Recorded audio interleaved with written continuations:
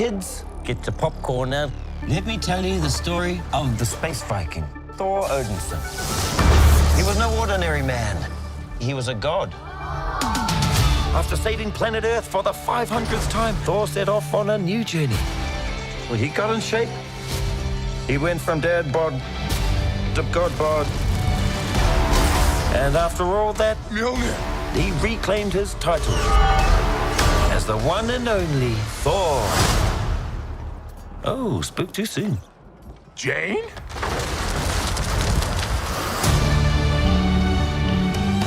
The old ex-girlfriend.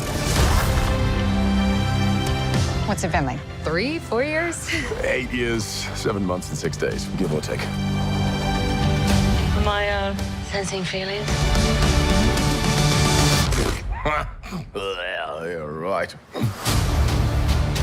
The only ones who gods care about is themselves. So this is my vow. All gods will die.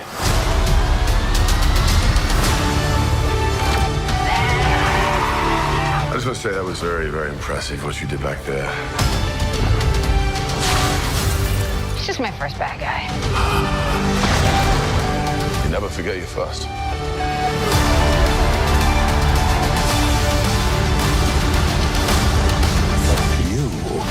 are not like the other gods of kill.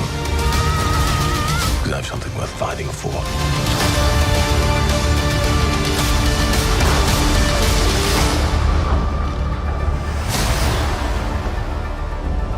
Let's see who you are. I take off your disguise. And flick. Oh. You flicked too hard, damn it! Should we help him? And eventually, grape. Welcome back, everyone. We have a brand new Thor Love and Thunder trailer to break down. There's a whole bunch of Easter eggs. We finally got our first look at Gore the God Butcher, Christian Bale. He is going to wreck most of the MCU gods before Thor gets to him. With an axe in the face, his body is dissolving in a bathtub in Hell's Kitchen. Just had to kill a lot of people! If you're new to the channel, be sure to subscribe to get all the videos. We'll just start at the beginning of the trailer and work our way through shot by shot, talking about Easter eggs, WTF moments as we go along.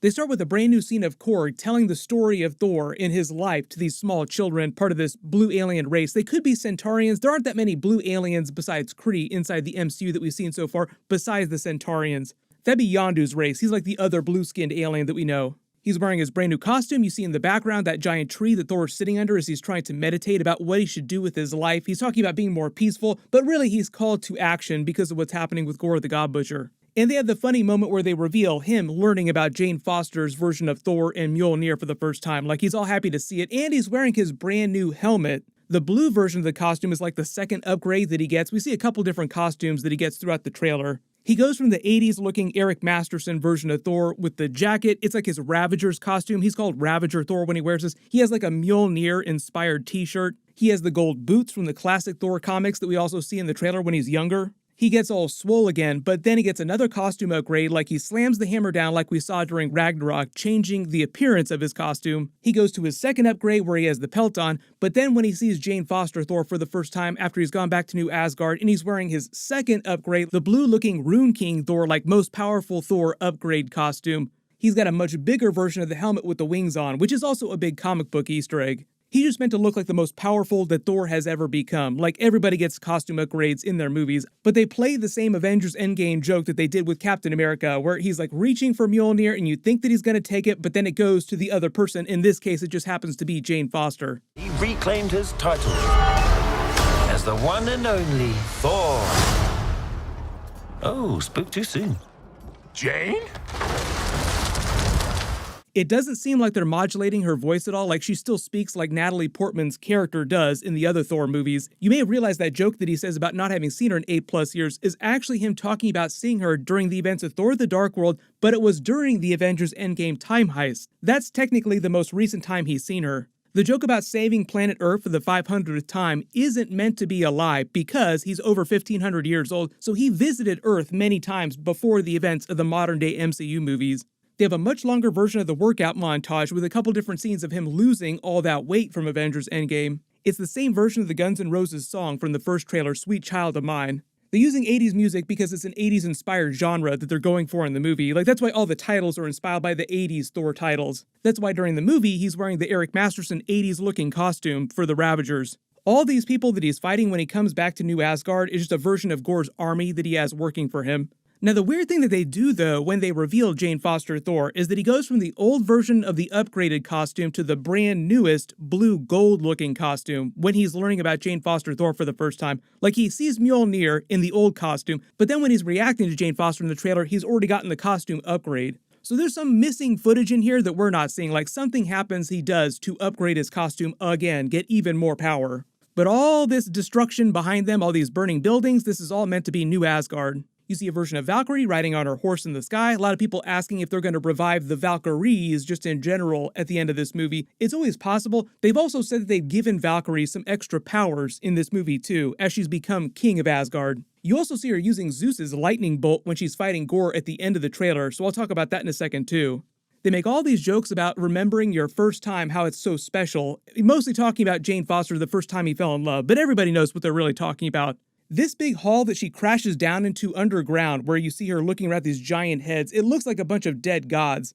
I think it's just meant to be another place of power that's meant to reference a lot of the other MCU gods that Gorr has been going after and killing. Because like zoom in and enhance behind her here, you actually see this shroud over this one head. That's actually the Living Tribunal. We just saw a version of that during Doctor Strange 2. Like during the sequence of them traveling between universes, they fly right past the heads of the Living Tribunal. So it sounds like this place is just a place of great cosmic significance, not just to the gods.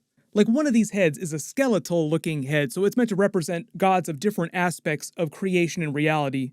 There's a whole bunch of brand new scenes of all of them at Mount Olympus. Like their version of Mount Olympus exists the same way that Asgard exists. It's like this different planetoid that you have to travel to. It looks like we see Valkyrie in her armor picking up Thor in his old Ravager's costume on this trash-looking planet after some battle with the Guardians of the Galaxy. He has that funny conversation with Star-Lord about finding what he loves. People wondered if there was a missing character in this scene. Now it seems like they're confirming that Valkyrie is here and she's trying to get Thor to come back to New Asgard. In this scene in the trailer with the cage, you can see a version of Thor inside. It just seems like a planetoid that Gorr has used to try and kill some of the other gods, like he's trapped Thor here while he's waiting to kill him.